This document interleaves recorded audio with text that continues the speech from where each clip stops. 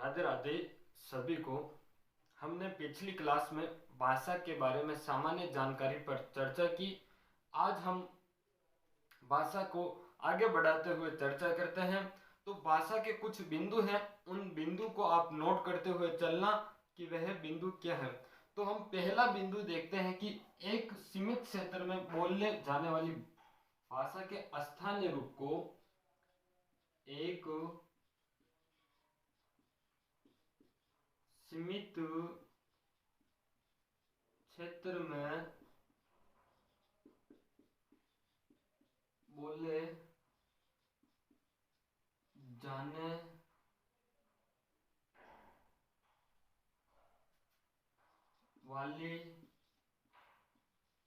भाषा के स्थानीय रूप को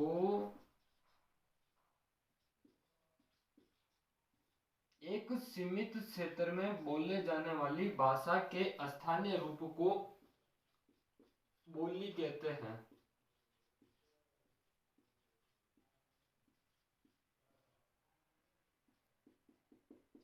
को बोली कहते हैं। भाषा की उपभाषा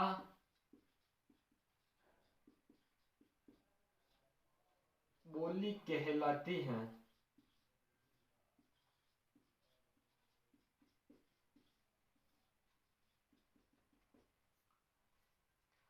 भाषा का एक क्षेत्र में, यानी कि हम बात करें कि राजस्थान है, यह हमारा राजस्थान। राजस्थान के इस क्षेत्र में तो मेवाड़ी, यहाँ पर मारवाड़ी, यहाँ पर हाड़ौती, मारवाड़, मेवाड़ी,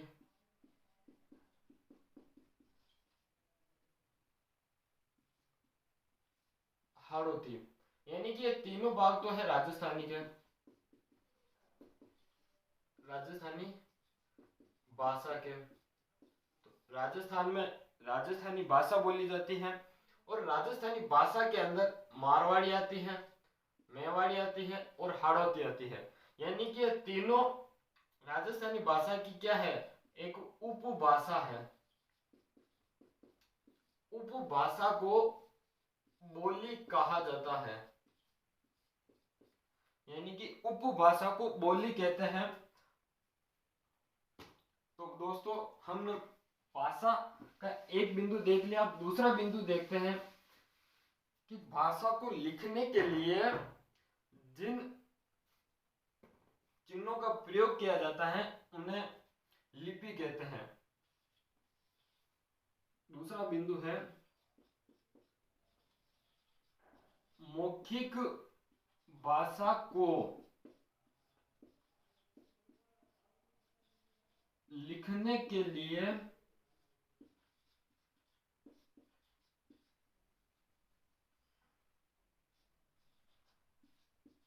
जिन लेखन चिन्हों का प्रयोग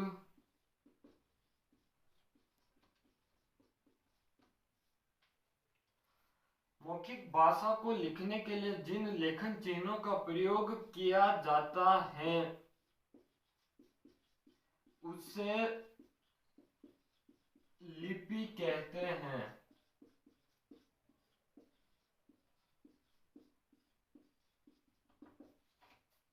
मौखिक भाषा हम बोलते हैं, उसको लिखने के लिए जो रूप दिया गया है, उसे जो आकार दिया गया है, ताकि हम जिस शब्द को बोले और उस शब्द का जो आकार है उससे लिपि कहते हैं।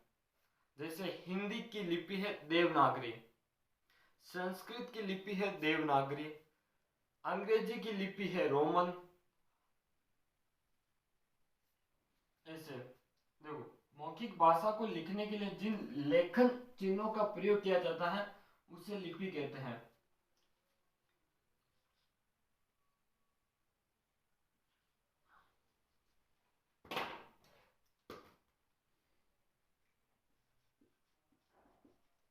संस्कृत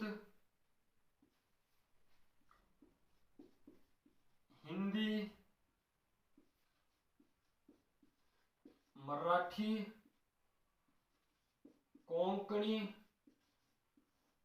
कोंकणी गोवा में बोली जाती है। संस्कृत, हिंदी, मराठी, कोंकणी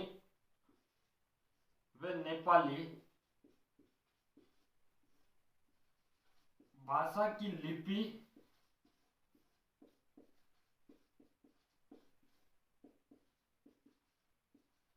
देवनागरी लिपि है।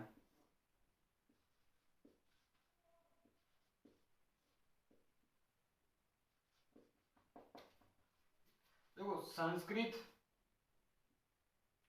हिंदी, मराठी, कोंकणी व नेपाली भाषा की लिपि क्या है? देवनागरी लिपि है। ध्यान रखने बात है। अगला बिंदु है अपना, हमने लिपि तक पढ़ लिया। अगला बिंदु हम पढ़ते हैं कि जो हिंदी भाषा है अपनी, इस हिंदी भाषा का विकास केवल और केवल खड़ी बोली से ना होकर इन 5 भाषाओं से हुआ है, 5 बोलियों से हुआ है। वे बोली है पूर्वी हिंदी, दूसरी है पश्चिमी हिंदी,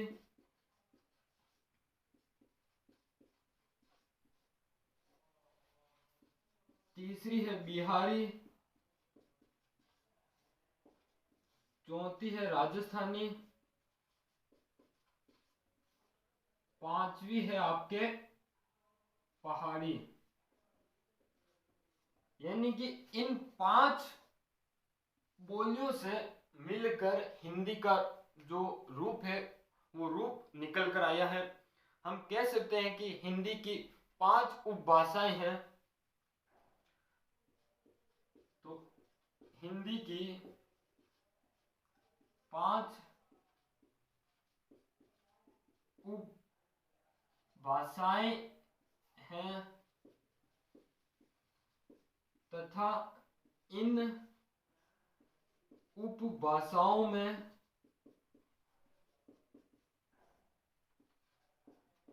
18 से 22 उपबोली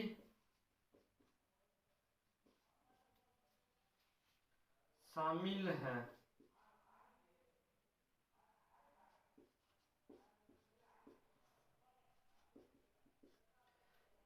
हिंदी की 5 उपभाषाएं हैं और इन 5 उपभाषाओं के भी अंदर 18 से 22 उपबोलियां हैं जो बोली जाती हैं।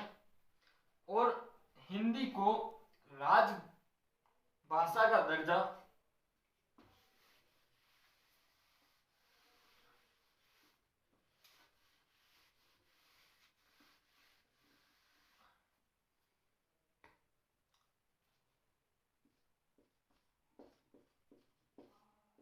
हिंदी को राजभाषा का दर्जा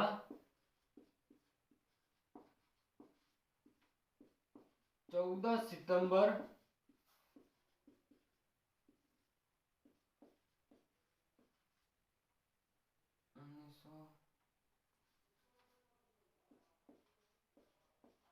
1949 को दिया गया।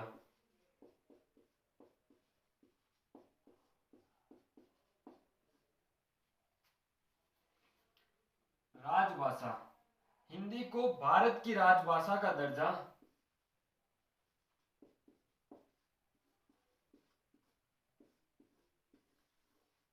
हिंदी को भारत की राजभाषा का दर्जा 14 सितंबर 1949 को दिया गया। राजभाषा का अर्थ होता है नहीं कि राजकीय भाषा। राजभाषा का अर्थ क्या होता है? राजकीय भाषा। यानी कि जो राजकीय या सरकारी कामकाज है वो सभी राजभाषा के अंदर होता है। सरकारी जितने भी कामकाज है वो सभी राजभाषा में होते हैं। यह बात तो हमने देख ली, 3 पॉइंट थे। अब हम बात करते हैं भाषा से व्याकरण का क्या संबंध है। यानी कि हम जो बोलते हैं, भाषा को लिखते हैं, इस भाषा को बोलने और लिखने के जो शुद्ध रूप है, इस शुद्ध रूप को बताने का कार्य व्याकरण करती है। कि व्याकरण वह शास्त्र है जिसमें भाषा के शुद्ध रूप को बोलने व लिखने की जानकारी मिलती है। तो अब हम व्याकरण को देखते हैं कि व्याकरण क्या चीज है।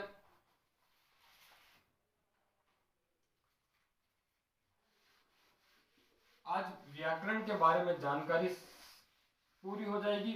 कल हम व्याकरण के अंदर हिंदी वर्णमाला पढ़ेंगे, वर्ण विचार पढ़ेंगे कि वर्ण विचार क्या है, किसे कहते हैं।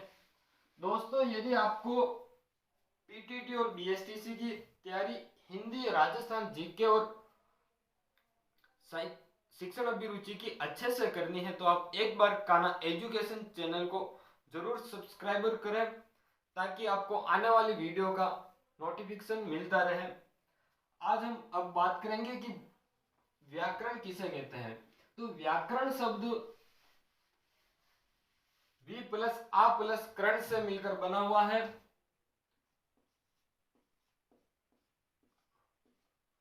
व्याकरण शब्द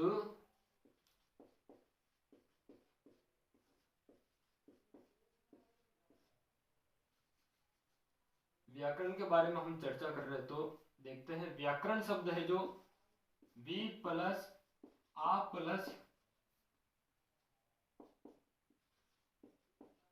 करण से मिलकर बना हुआ है व्याकरण शब्द। इसके अंदर वी और आ ये दोनों उपसर्ग है और करण ये प्रत्यय हैं। अब आपको बता दूं कि करण भी क्रि प्लस अन से बना हुआ है। करण का निर्माण भी क्रि धातु प्लस अन प्रत्यय लगने से बना हुआ है करण भी। और करण क्या है? एक प्रत्यय है। वी और आ उपसर्ग है, यानी कि व्याकरण वी प्लस आ प्लस करण से बना हुआ है। व्याकरण का शाब्दिक अर्थ, व्याकरण का शाब्दिक अर्थ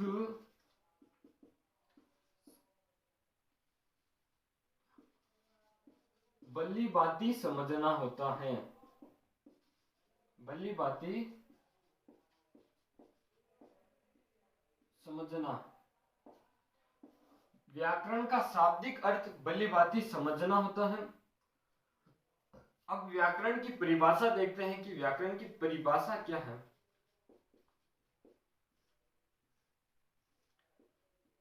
व्याकरण की परिभाषा, व्याकरण की परिभाषा देखिए आप, वह शास्त्र जिसमें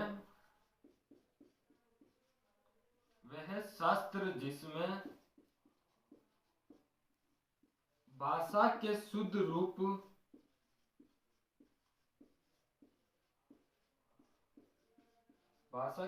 रूप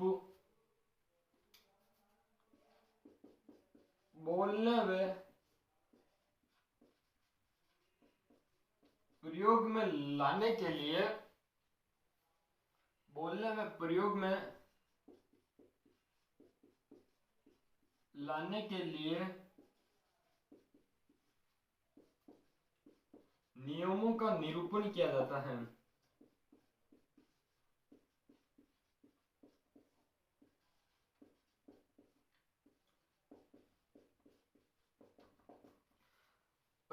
पहली परिभाषा यह है कि वह शास्त्र जिसमें भाषा के शुद्ध रूप बोलने व प्रयोग में लाने के लिए नियमों का निरूपण यानी निर्माण किया जाता है,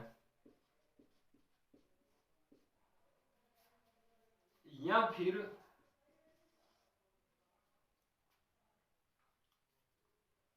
भाषा को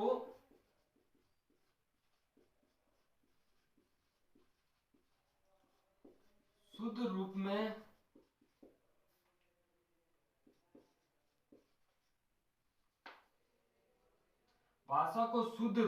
लिखने व बोलने के लिए भाषा को शुद्ध रूप में लिखने व बोलने के लिए जिस भाषा को शुद्ध रूप में लिखने व बोलने के लिए जिस रीति का उपयोग होता है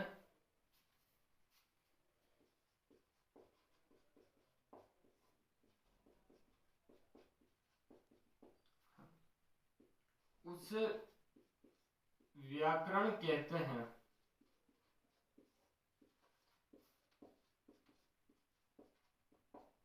रीति यानी विधि।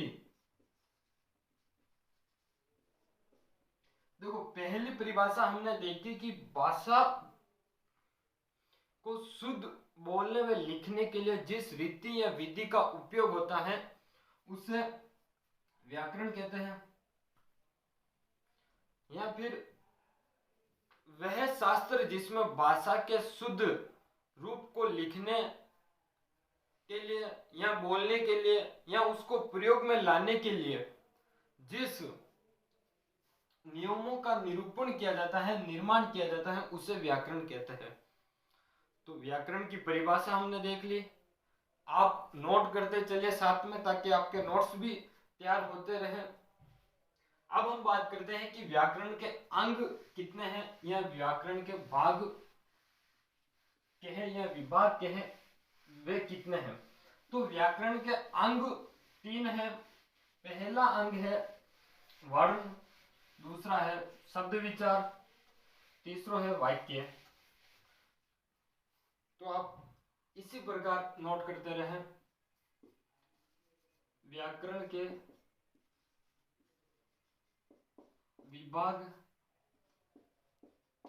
या अंग कितने हैं? 3। पहला है वर्ण विचार, दूसरा है शब्द विचार,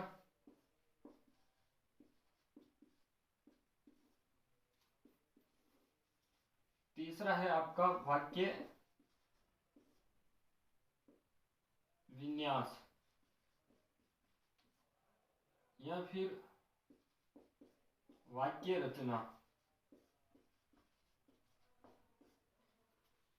व्याकरण के विभाग या अंग कहे तो 3 है। वर्ण विचार, शब्द विचार, वाक्य विन्यास या वाक्य रचना। ये तो वाक्य के अंग हो गए, विभाग हो गए। व्याकरण को यानी कि 3 भागों में बांटा गया है कि व्याकरण 3 भागों में विभाजित है। एक तो वर्ण विचार, एक शब्द विचार, एक वाक्य विन्यास। वाक्य विन्यास या वाक्य रचना के अंदर हम वाक्य संबंधित पढ़ते हैं, यानी कि वाक्य का निर्माण कैसे किया जाता है, वाक्य के अंग कितने हैं इत्यादि। शब्द विचार के अंदर शब्द का निर्माण करना,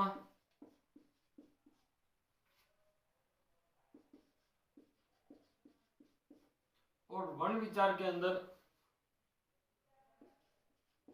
वर्णमाला पढ़नी है, अक्षर विन्यास पढ़ना है इत्यादि हमें पढ़ना है। यह बात तो हो गई है। अब हम बात करते हैं कुछ महत्वपूर्ण बात जो भाषा को लेकर करनी थी, लेकिन मुझे पहले वर्ण विचार, शब्द और वाक्य को बताना था। अब हम उन बात को नोट करते हुए चलते हैं। ये अच्छे बिंदु है, आप भी याद रखना, आपके काम के हैं कि भाषा की जो सबसे छोटी इकाई है वे क्या है, और भाषा की मौखिक छोटी इकाई क्या है इत्यादि ऐसे नोट है। तो आप लिखना, भाषा की मौखिक छोटी इकाई, भाषा की सबसे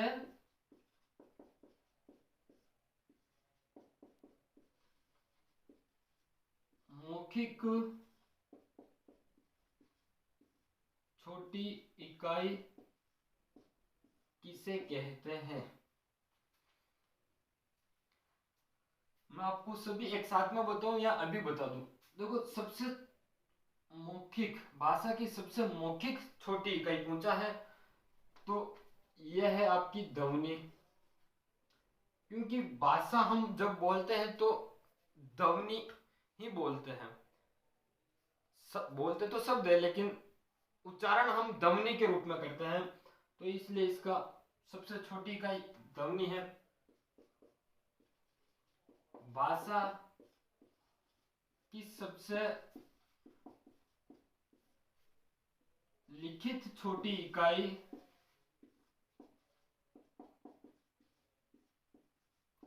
भाषा की सबसे लिखित छोटी इकाई है वर्ण।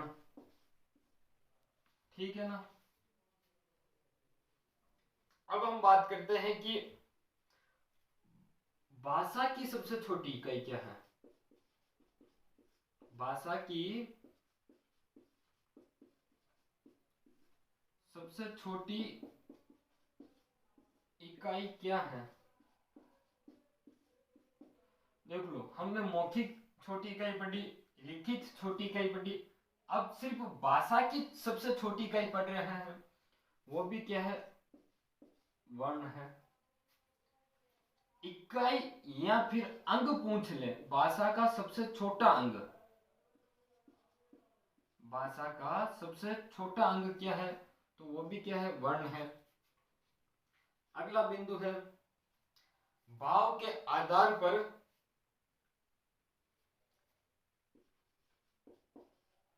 भाव या फिर अर्थ के आधार पर,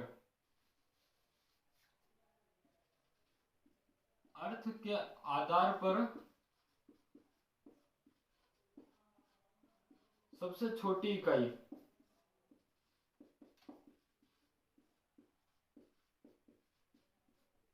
अर्थ के आधार पर सबसे छोटी इकाई है, वो है आपके शब्द। एक अंतिम बिंदु और है, देख लेते हैं। भाव या भावार्थ के आधार पर, भाव या भावार्थ के आधार पर सबसे छोटी इकाई,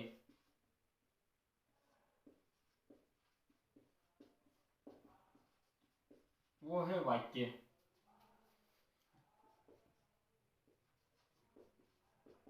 भाषा का सबसे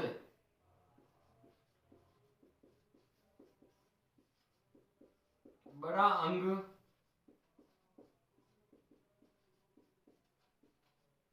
ये भी वाक्य है।